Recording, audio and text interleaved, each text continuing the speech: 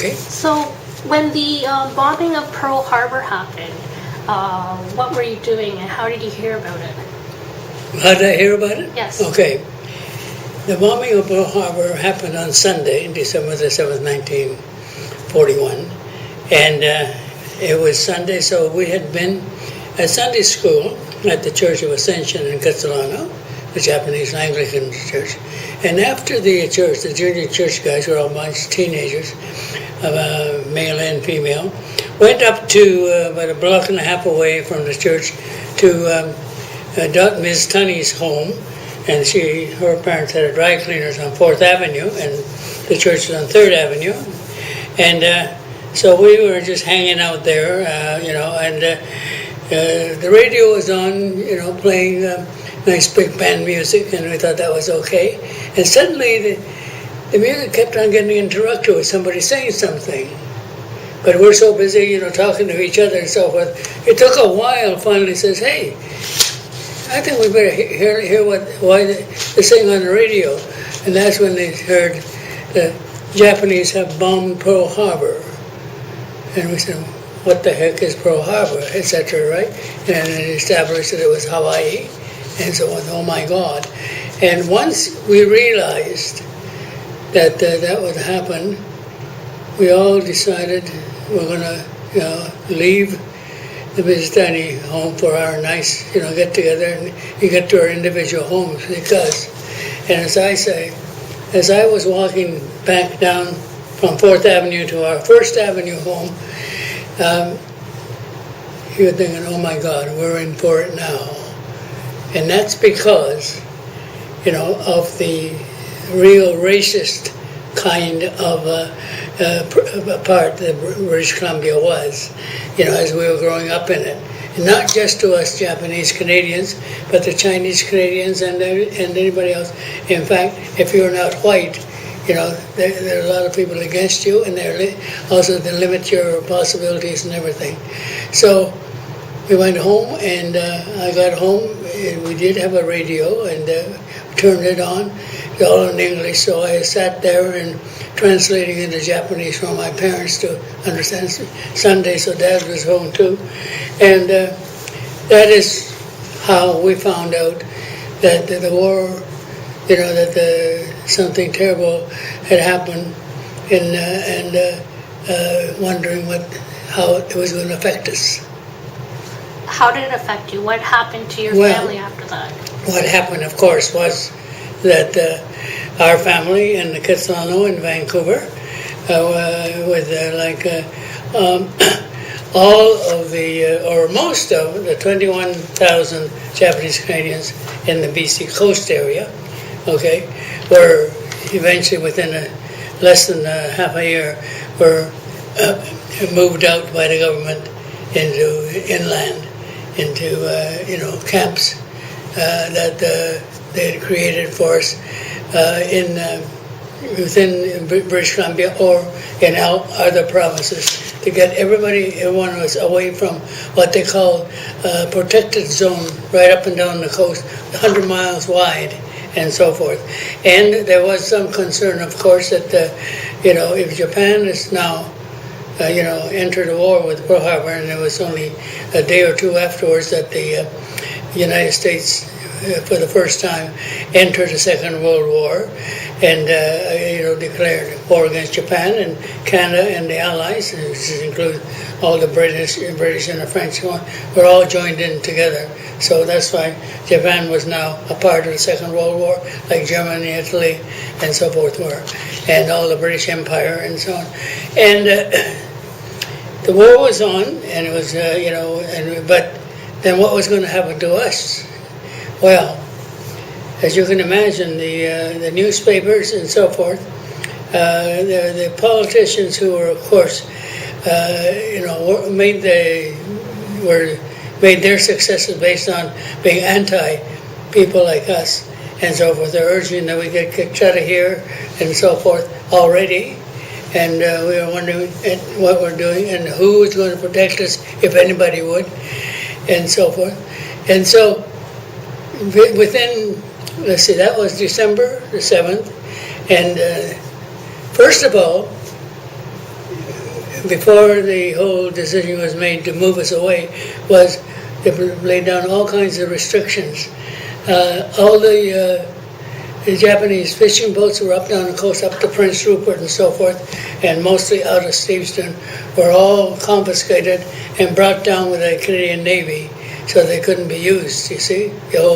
This is a part of where the concern that the Japan may try to invade Canada from the Pacific side. Okay?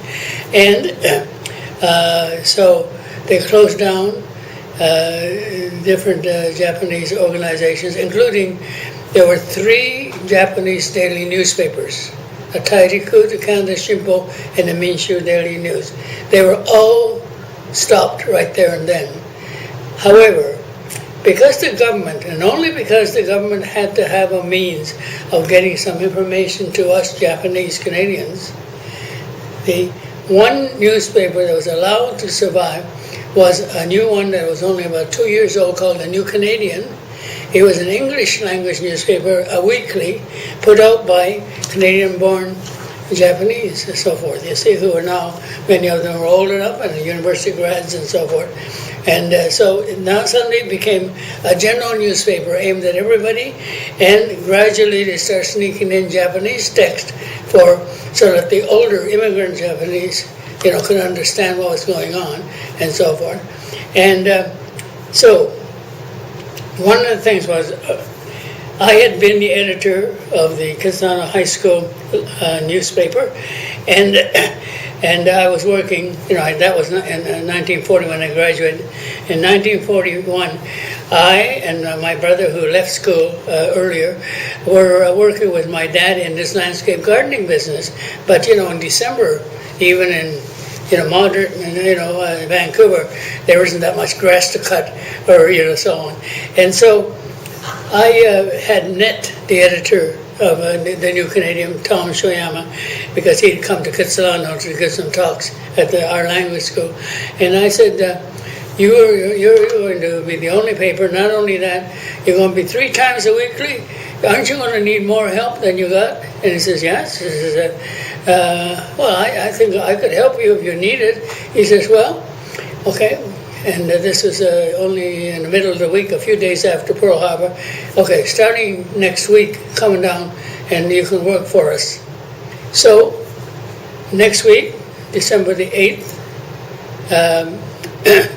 December the 9th, I guess, because, And so I started getting on a streetcar in Kitsilano, go down downtown Powell Street to work on the New Canadian, and right through Monday through Friday. Now the point was that there was also a curfew brought in so that none of us, could be seen out, outside of our homes after dusk. And so that's, which of course even in December, by about 7 o'clock or so, things were getting dark, and the Mounties could find you, or the police could find you and arrest you. So I'd go there in a streetcar, and then around 5 o'clock, whether I was finished my job or not, I had to get out of there and make sure to get back to Kitsilano before the curfew thing. And there are all these restrictions are starting to come in on us, and we were wondering what it was all about, but and trying to turn around and see what's coming next. But in my case, because I came to work on the New Canadian, I was in a position where a lot of the news development and so forth, we were the first to hear. Because someone, if it didn't come directly to the New Canadian to tell Shoyama and his staff, people would come in and tell us. So that's a real learning. And I worked at the New Canadian until around early February. What happened was, in February, they had already announced in January that in February, the Japanese men who did not have citizenship, immigrants, Japanese national, they call them, were to be sent away from the Pacific coast. That included my father, for instance, who, was an immigrant, just like my mother, but they didn't have the citizenship then, and so forth. They were going to be sent away. And then shortly after, the government decided it was going to be everybody of Japanese descent. See, whether you're born here or you had citizenship or not. Now, a relatively few of the immigrants, and usually male, had citizenship. They were naturalized, they called them. And the reason why was because to be a commercial fisherman out of Stevenston or Vancouver and so forth, and you had to have citizenship. And so the canning companies, non-Japanese, that needed you to get the salmon and so forth, they arranged it so that if you were a fisherman and so forth, you could get your citizenship. Okay? Now, by the way, even then, they couldn't vote. That was one thing that was denied anybody of Japanese descent, Chinese descent, or East Indian descent. Okay? Now, so in British, that was this traditional from way, way back. So I knew, for instance, as a teenager, growing up in high school, and that my white buddies and so forth, okay, yeah, when they get to be 21, they can vote, but I can't. I won't be able to, and guys like me can, and so forth. And getting back to before Pearl Harbor, 1940, the graduating year at Kasana High School, grade 12. Well, I had skipped a grade way back down in public school, so I was 17 years old when I was going to graduate, and you had to be 18 to get into military anyway. But my buddies, Bob Rand, Bill Otten, guys, that is the white guys, they were all used to talk, among themselves about should we go into the Air Force or the Army or the Navy, etc. And people like me, and there were quite a few of us still in a place like Kasana High School, we couldn't get into that conversation because there was no bloody hope of our getting in. It was like that.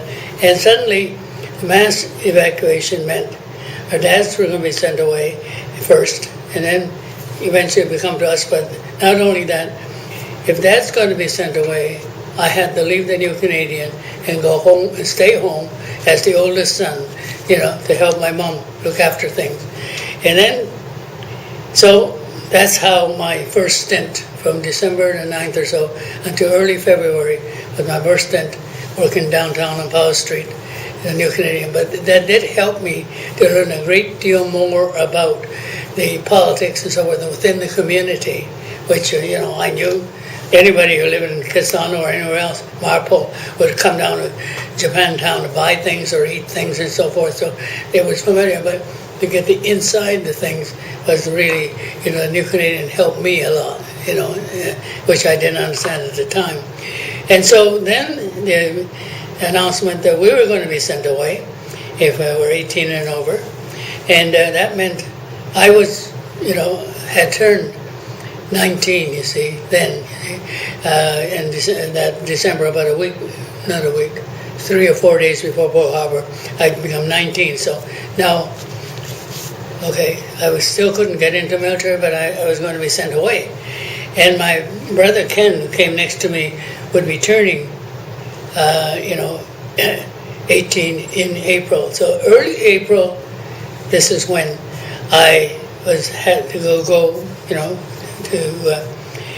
down on a train, and with this minimal, one suitcase, one kit bag kind of thing, and so forth, down there. What did you pack when you went there? What did you pack? Were there certain things you had to pack?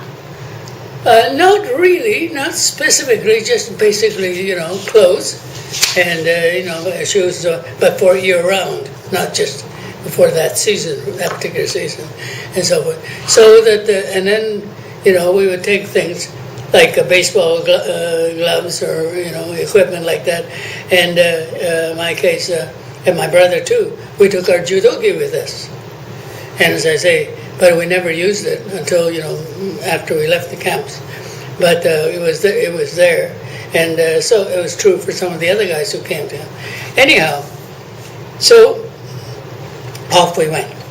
Now, in April, I forget the specific date, when we went to camp, and yes, we were in the first group, we found out, when we got onto the train, the CPR train, to go to, and the thing was, our notice we were given was that we were not to go to Yard Creek. We didn't know about Yard Creek. We were supposed to go to Canby Siding. Now, the reason for that is, eventually, ultimately, our camp became Yard Creek because it was on Yard Creek. But before Yard Creek, just off the CPR main line, in a place called, small town village called Canby, there was a siding, a railway siding, and that's where it was. And there was a little, maybe 3 or 4 coaches were on the siding, you see, off of the main line. And we were taken to that, and that's where we slept and lived for a few months until our camp up by Yard Creek was built to take us. And so I got on the train, and I looked around, and suddenly Roito was on the same train. And we had become buddies at the New Canadian, see? And he was a downtown guy. In fact, he was more West End type of guy, like, Triumph Street, that Victoria Driveway. And but because of the New Canadian influence and writing and working for Tommy Shoyama, we had really got to know each other. Well, then we really became close, even closer, by being on the same train. And it was interesting. One of the things was when we got on the train, some of the guys were older guys, and on the platform waiting for our coaches to be ready, they were saying goodbye to older women, and it looks like husbands saying goodbye to their wives, which, guys like us, or Roy, and so on, and the majority of us are single, and we had nothing like that to worry about. And a lot of these guys were not necessarily Canadian born like us. They were not necessarily, but they were naturalized. And we were going to Canby Siding on one of the several camps, and it turned out to be the Rebel Sycamores project, right? And that's where Issei immigrants like my father were sent to the Yellowhead, Blue River, series. They were all Issei camps, okay? And the naturalized and Canadian born were in the Revelstoke Sycamores. That's where we are. But that's because we had older guys there too. And the interesting thing was, once we got on the train, and it's a curious thing, we are bewildered, we don't know what the hell is happening and going to happen to us. At the same time, there's a little sneaky feeling of adventurous, we're doing something different, right? So we're on the train, and chug, we're going on through the CP railway, and heading out. And suddenly, and we knew that there was an RCMP constable in that little area at the end of the coach, sitting there, you see. And we were locked in, apparently. But the washer and everything was on each coach anyway. And suddenly we heard, some muffled sobbing. And we were wondering, what the heck's going on here? Who's beating up who? It isn't that at all. It's only later we looked at each other and thought, those are the married guys who had to say goodbye to their wives. And, and a couple of them are, and that's what it was like. And to get this Canby Siding from Vancouver was an overnight trip, way up, and along. And we get into the Canby Siding and then got off there. And Roy, in one of his columns, writes about specifics about that. And the point is, Roy only stayed for a few weeks because after he, and I think his brother Ken too, younger brother, came to Canby Siding and so forth. We were still Canby Siding. And later, groups of men would come, and some of them would stay in Canby Siding, but every day a truck would come and get them to the Yard Creek, and they'd build the various structures. Maybe clear the land first and build right alongside the lake. And it was really the old highway, narrow, almost a single lane highway, that it was nearby. So, but it was several miles, quite a walk from Canby Siding to there, as we found out later. Anyhow, so they'd go there and gradually build things and so forth. And because they built everything, 2 bunkhouses, okay, and the big toilet place, I don't know how many seats there were. They were wide open. We didn't have much privacy. We sat there and used it. But anyway, and then the Japanese bathhouse, because the Japanese were making it, they actually, and we were right beside a creek. So they built a bathhouse and worked it so that they could suck up the water from the creek into the thing. And they used the oil drum and built into the side of the wall. That's where they fed the wood that they cut nearby to feed it. And this one man, that was his job. In fact, in one of the pictures you see a guy standing inside looking at the thing, and he was the one in charge, and later on when he left us, somebody else got that job, but that was his job, just to, get early in the morning, get that thing going, so that by the time, even say after lunch, if somebody needed the bath, he could take one. How long did it take to build a camp at Yard Creek? To what? How long did it take to build a camp? To build a camp? Yeah. I can't give you an exact figure, but let's put it this way. I think that we were in Cambie Siding maybe 3 months and so forth. And the thing is that they couldn't keep sending a lot of people to Cambie Siding because the limitation of the coaches, and no place would then accommodate them, right? But the ones who were there,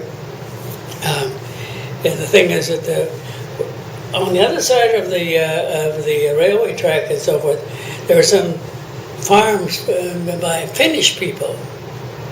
And gradually, there are two things that happened. We found that there was one of the fields was used as a ballpark, and so so when we had not working, we had time off, and even on Sundays we could play ball among ourselves, pick teams, or play against the Finns, big young blonde guys who had been, pardoned military service because of agricultural need, right, and so forth, and the blonde families and the blonde girls and everything else. They were there, and before our Japanese bathhouse, the Ofuro, was built, we ended up finding out that the Finns had built saunas, in their farms and so forth. And there was one handy sauna which was quite large, and so 3 or 4 guys could use it at the same time. And we used to go there and pay 25 cents each time to get there, to take a bath. It was about once a week at the sauna. And this is all very well, and we were getting along okay with these Finnish guys and so forth. But then later, there was a real breakup, and I'll tell you about that later on as we get progress. Yeah. Okay. Anyhow, so once the bunkhouses were ready, and the the mess hall with the kitchen was done, and the staff house was built separately, and then a little, other sheds for the garages, for the equipment, the trucks, and so forth, and even a little place that was sort of semi-open where they hung the meat and stuff like this to keep it cool, by the creek. All those were finally built, and this is true for the other 4, camps gradually being completed on South Squat, Yard Creek, Taft, Three Valley, Griffin Lake, and it's just like the East Bay camps were built by the men for the earliest ones to sit there, and then when the married men out of both series of camps were pulled out, they've been sent out in February and so on. This around June or July, the married men were pulled out both camps if they had families going into one of the family camps. And whoever, like our family, Mom and the 6 kids that she had, still, and the oldest was Harvey, who had had to leave grade 10 and to do a little bit of work on the bicycle if we can, for gardening, to get some money coming into the home, not very much. Anyhow, so for them to come and so forth, where was I? Let's see, do all that. The married men were then pulled out of the men-only work camp to the sites of where the camp would be, and they set up tents and stuff like this to build these camps for the family detention camps. And then, of course, because they had the ghost towns, whether it was Sandon or New Denver and so forth, or even in its own way Caslo, although Caslo was more of a port and a mining place. Mines were prosperous really in the 1890s and so forth, and they were dead now. That's why they were ghost towns. But there was people still living there. Were still buildings existed from the old days and so forth. So they not only built places like Tashpee or Popoff and so on, where they leased some big huge ranch land from the owners, and then they built the tar baby shacks and stuff like that. And even then in Tashpee, they did that near existing ranch, so some of the buildings they used, you see, for the schools and so forth, things like that as well. But other places were strictly all built from scratch, and they were all built or renovated by the men, the married men who were sent away, you see. So that's why Dad, who was sent in February to Yellowhead, and around June was down to the site of where Tashpee was the camp was built. And it's only so, and June and so on. And it was on October, finally, that Mom and the kids were finally left Vancouver to come to Tashpee. So that was the mechanism there. And the only people it didn't apply to were the people who left British Columbia. Now, I mentioned Roy Ito having a very brief time. He was only in Canby Siding and so forth, and the columns that he's written there, you got about 3 of them, are about his experiences then. But what happened was, back in Vancouver, his family, his dad and mom, they decided they would go the sugar beeting in Alberta. As a result, Roy left us, and Ken, his brother, left us to join the family to go to Alberta instead. So he was a very brief road camper, and that's why what he writes about is mainly about Canby Siding. Yeah. And so this is really what was going on. The only way the family could stay together, because that was as you can see, the thing that happened to most families. They had to split up, go to different places, even if it's temporary. Families stayed together in 2 ways. One was so-called self-supporting, where, again, ex-mining, ghost towns, areas, and that kind of stuff. People who pay every cent, including their train trip from the coast to whatever, and to whoever home and so forth, then they had to pay for it all, in which case they could stay together, women, and parents and kids and so forth, they were, so we had those self-supporting ones here and there in interior British Columbia too, but just a handful here and there. But most of us were in these camps, men-only camps or family camps. How many Caucasians were at your camp? The Caucasians were only the staff, basically, and there was maybe 5 or 6. The foreman, assistant foreman, and so forth. Or the head cook, which usually was a Caucasian, but the second and third cook, when there were that many people in the camp, were usually the evacuees, as we were called. Okay, and so there was a timekeeper and some other people involved in the highway. Like one of our guys, Yard Creek was Andy, the powder man, and he was the guy established responsible for getting the crew to blast some boulders out of the way, and so forth. They're going to have the new highway, and so forth. And there was an incident later on that happened that, that's part of it. How many Japanese workers were there?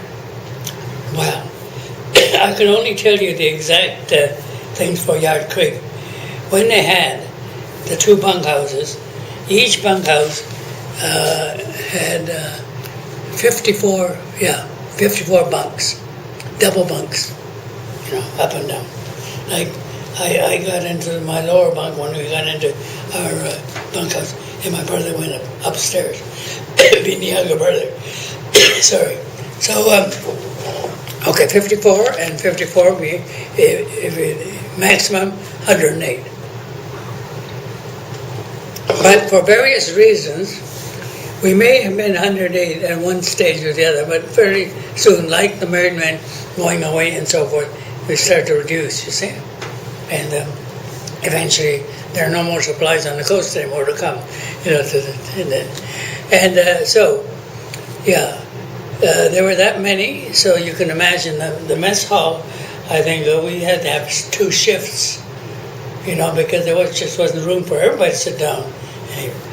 But because we had Hakujin, cook, and then the second cook and third cook were Japanese, and we were able to get more supply of rice than you probably could normally wartime. It's partly because there were certain things that the government people overall did to try to keep our morale under control, because we didn't want to have any more trouble with it. On the other hand, they were not able to bring us proper supervisors, and there were some camps, including Yard Creek, where we had real rotten bosses, who made things very difficult, which made a hell of a lot easier for us to go out on strike and things like that. Could you give an example of this rotten Yeah, boss? I'll go into that, but we'll need some time here. Okay. But our initial Yard Creek guy, these were local people, really, that were hired, and with political connections, that's how they got these jobs. George Morrison was a decent, and not a difficult guy, and so he was around for maybe, less than a year, and then came another guy named Jim Ramsey, and he was a real so-and-so.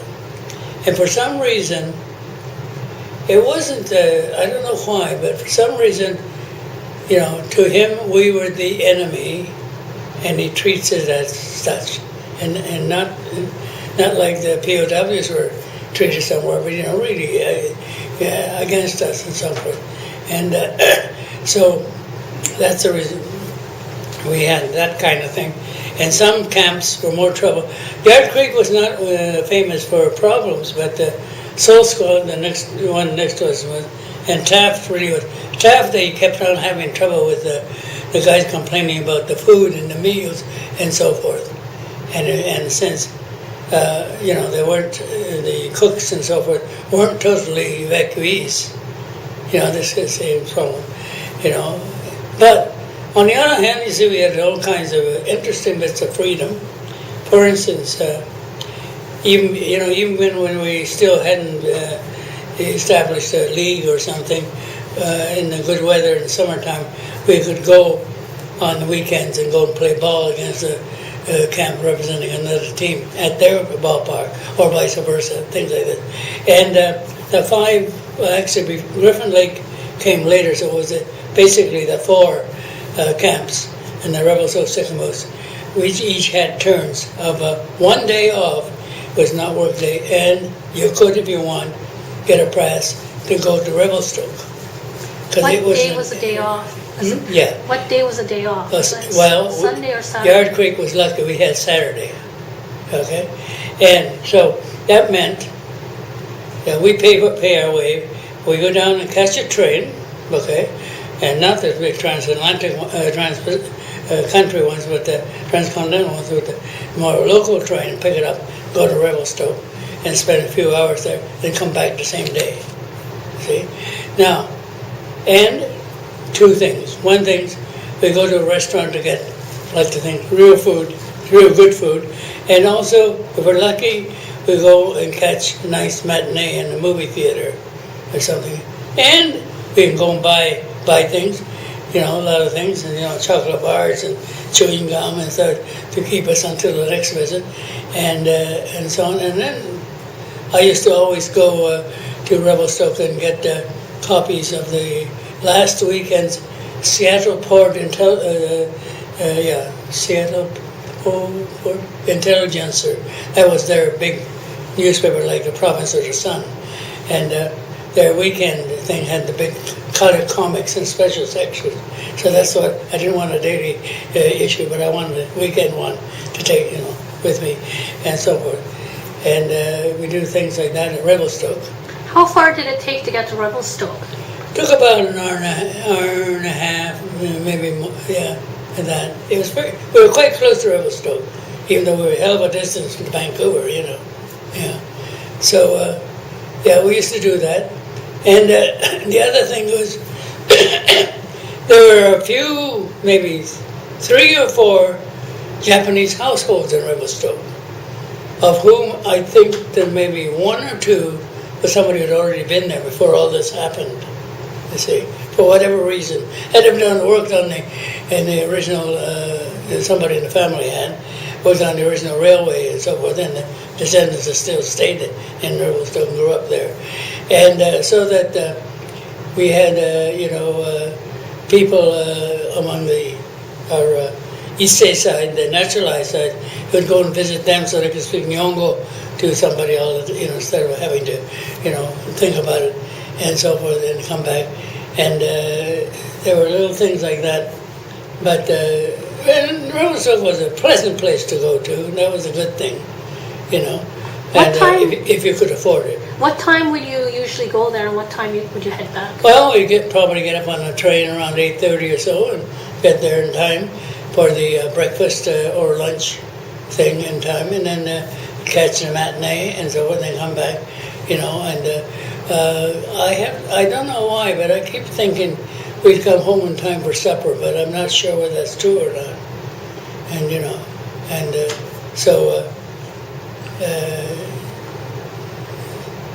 yeah, it depends on how much money we had to spend and so forth. And yeah. How much Japanese was spoken at the camps? Was it predominantly English? Well, okay. I'll tell you something. I said that picture is was not one of them. Here is how our camp was.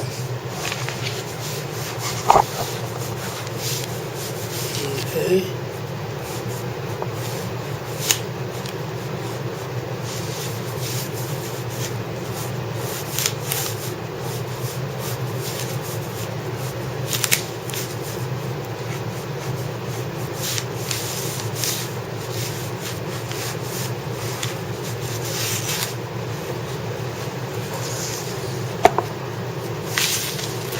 Okay, now,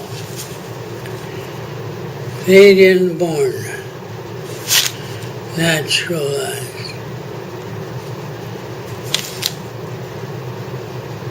Fro, mess hall, kitchen, staff. Then there was a big long, let's see, we should have one like this. I'll call it a toilet, but it's a big row.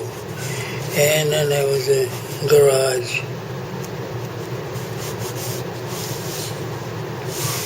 Okay.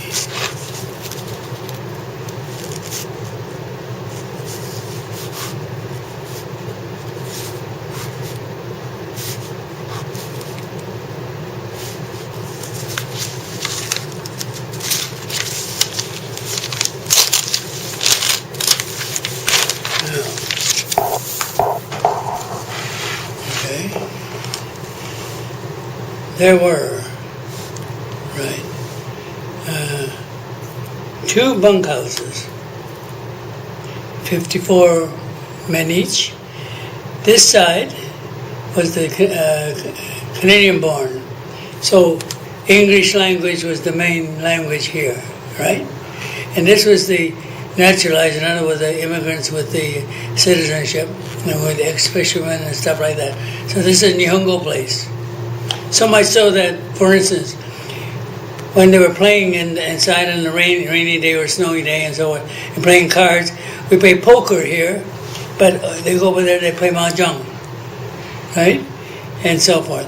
So this was it. And then the Japanese ofuro, this is Yard Creek itself,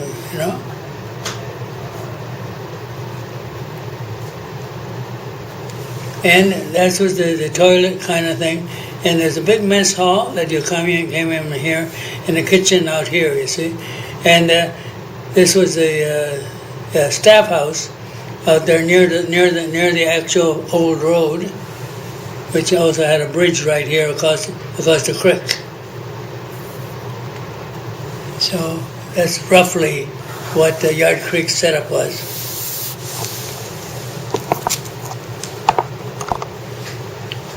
So that's how people like me, especially when the married men left, and some of the older guys, maybe a dozen of them, left fairly early, about maybe second month or so. We were already in that camp and went east. As a result, relatively speaking, even among the Nisei, I was one of the lucky ones that had both languages. Being the oldest, and my mother was a Japanese school teacher and so on. So I had the Nihongo, and of course I was a high school graduate, and so forth. And so, yeah, it was like that. And of course, even here we had a few young guys who were I think Canadian born but raised in Japan. Kika, you say, and so they were still Nihongo was more. As a matter of fact, here's nothing to do with this, but it's interesting. I wrote in my last column in the Nikkei Voice about in the last judo tournament that I took part in BC, and this is before Pearl Harbor, in March 1941, was in Chemainus on Vancouver Island, and I was so lucky.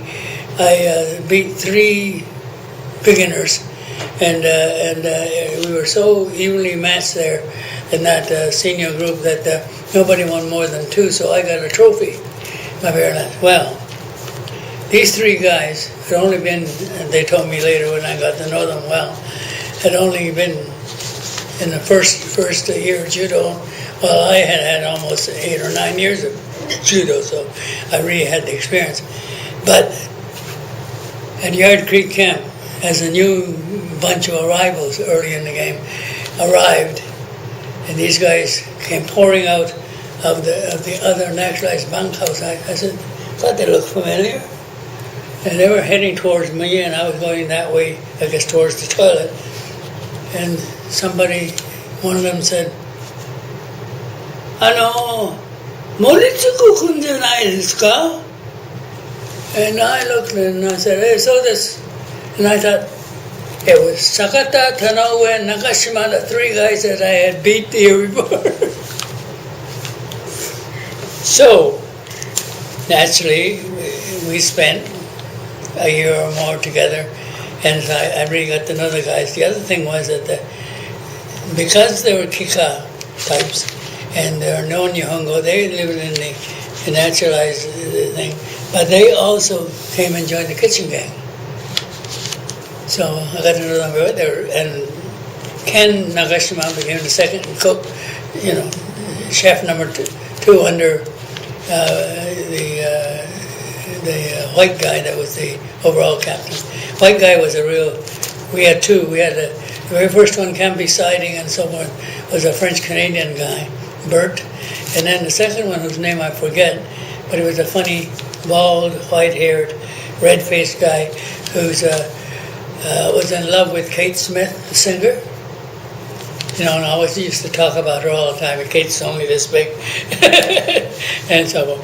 But anyhow, so that's a kind of ironic thing.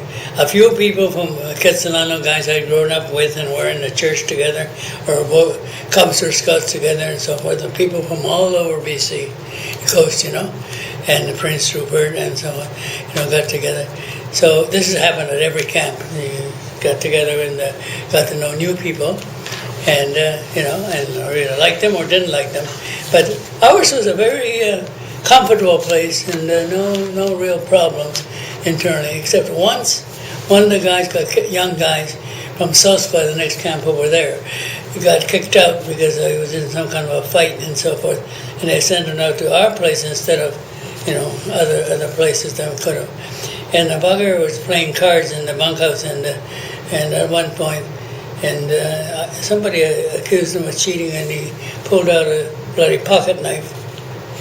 And so immediately The guys all got up and surrounded him and took out the bloody knife, reported to the authority. So the next day he was gone. No idea what the hell they said. But that was one of the few times that within our own group we had any real problems. So we were lucky that way. The problems we had were, and I mentioned them in my columns, was with the authorities, of our camps.